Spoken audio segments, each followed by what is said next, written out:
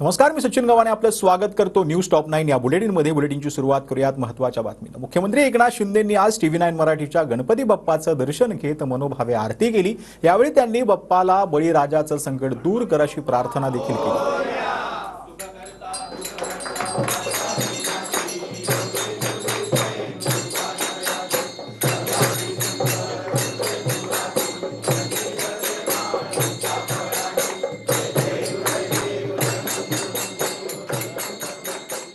गणेशोत्सवानिमित्त सर्वच गणेश भक्तांना खूप खूप शुभेच्छा।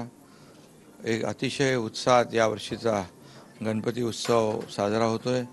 गणरायाचं आगमन झालेल्या दिवसापासून महाराष्ट्रामध्ये प्रचंड उत्साह, जल्लोष आणि सगळ्या घराघरामध्ये गणपती बाप्पा विराजमान झालेत आणि एक उत्साहाचं वातावरण आहे।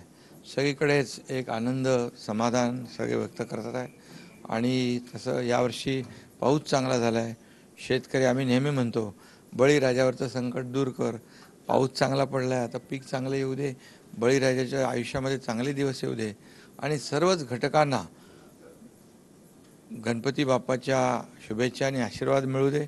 या राज्यातली जनता, सर्वसामान्य माणूस सुखी, समाधानी, आनंदी होऊ दे, त्याच्या जीवनामध्ये परिवर्तन येऊ दे, चांगलं आनंदाचं दिवस येऊ द्या, अशा प्रकारची गणेशाकडे प्रार्थना। TV9च्या सर्व दर्शकांना देखील खूप खूप शुभेच्छा। आपल्या सगळ्यांना मनापासून खूप खूप शुभेच्छा। सर, एकच प्रश्न, उद्या गणेश विसर्जन आहे, तर त्यानिमित्तानं महाराष्ट्रातल्या जनतेला एक संदेश। गणेश आगमन जसं असतं गणेश चतुर्थी, तसं अनंत चतुर्थी, गणपती विसर्जन, विसर्जनाची मोठी धामधूम असते आणि प्रचंड मोठा उत्साह विसर्जनाच्या दिवशी देखील असतो।